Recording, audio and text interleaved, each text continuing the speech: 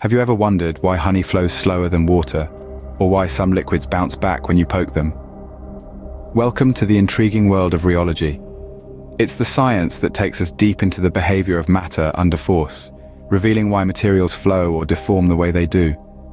It's rheology that explains why some substances, like honey, flow at a snail's pace, while others, like water, race along. And it's not just about liquids. Think about a rubber ball. When you apply force to it, it deforms, and when you release that force, it springs back to its original shape. That's rheology in action. It's a fascinating field that touches almost every aspect of our lives, from the food we eat to the cosmetics we wear, even to the asphalt we drive on. So, if you've ever wondered about the behavior of different materials under force, you've been thinking about rheology without even knowing it. At its core, rheology is all about understanding how substances deform or flow in response to applied forces. Just as a detective deciphers clues, a rheologist deciphers the behavior of materials, from toothpaste to molten lava, from blood to silicone gels. This fascinating field of science is founded on three basic principles: stress, strain, and deformation. Let's start with stress. Imagine you're squeezing a softball. The force you apply per unit area on the ball is the stress. Now, strain is the change in shape the ball undergoes due to this stress. It's like the ball's way of saying, okay, I get it, you're applying force. Deformation, the third principle, is a bit more intricate. It refers to how the material changes shape permanently or temporarily based on the stress applied. The magic of deformation is that it can be elastic, plastic, or a combination of both, depending on the material's response to the applied stress. Now let's dive a little deeper into the concepts of shear stress and shear rate.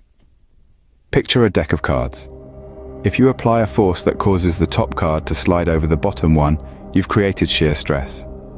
The speed at which the top card moves with respect to the bottom one is the shear rate.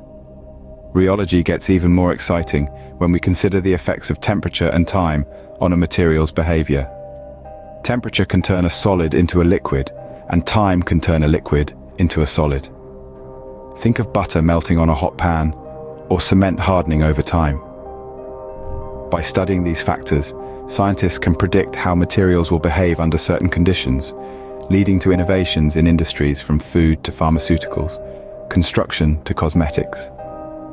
Rheology is the key to understanding how materials behave and transform, which is crucial in many scientific and industrial applications.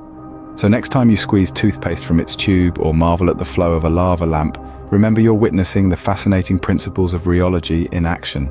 Just as not all liquids are the same, not all flows are alike. Indeed, in the world of rheology we categorize flow into two primary types, Newtonian and non-Newtonian. Firstly, let's take a look at Newtonian flow. This type of flow, named after Sir Isaac Newton, occurs when the viscosity or resistance to flow remains constant, no matter the rate of shear or how quickly it's stirred or poured. Water, for instance, is a perfect example of a Newtonian fluid. Whether you're gently stirring it in a glass or pouring it out of a jug, it maintains the same consistency. On the other hand, we have non-Newtonian flows. These are the mavericks of the fluid world, where the viscosity changes in response to the shear rate. This means that the quicker you stir or pour these fluids, the more their resistance to flow changes. Non-Newtonian flows can be further divided into different categories based on how their viscosity changes. We have shear thinning and shear thickening behaviors. As the name suggests, shear thinning liquids like ketchup become less viscous or thinner under stress, while shear thickening liquids, such as a mixture of cornstarch and water, become more viscous or thicker. But wait, the party doesn't stop here. There are a couple of special guests in the non-Newtonian category known as thixotropic and rheopectic substances. Thixotropic substances, like honey, decrease in viscosity with time under a constant shear stress. In contrast, rheopectic substances, which are quite rare, increase in viscosity with time under a constant shear stress. These types of flow, with their unique properties, are not just fascinating from a scientific perspective, but also have practical implications. They help us understand, predict, and manipulate the behavior of various substances. From the perfect consistency of paint that allows it to spread evenly, yet not drip, to the smooth spreadability of peanut butter on your toast. It's all a game of flow.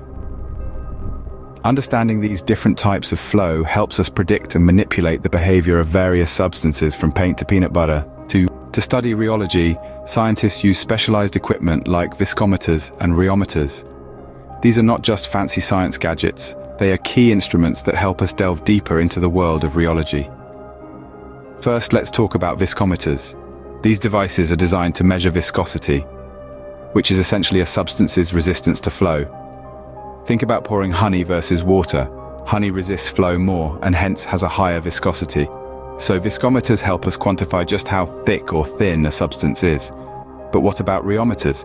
Rheometers are a step up from viscometers. While viscometers focus on viscosity, rheometers measure multiple properties of a substance.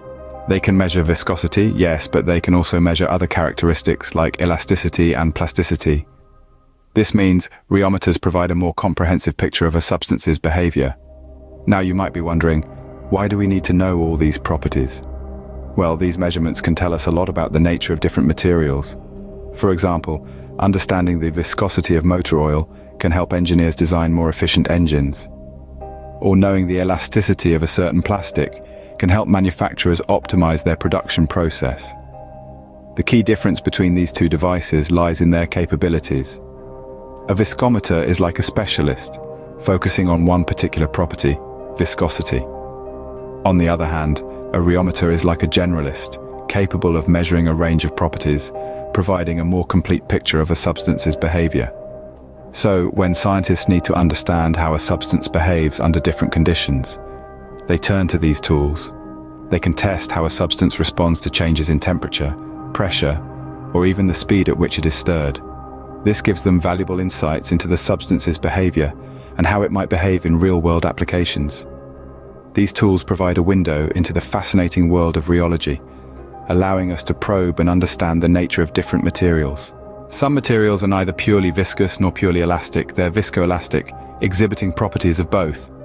So, what is viscoelasticity exactly? Imagine a material that behaves like a springy rubber band when you stretch it quickly, but like a blob of honey when you slowly pull it apart.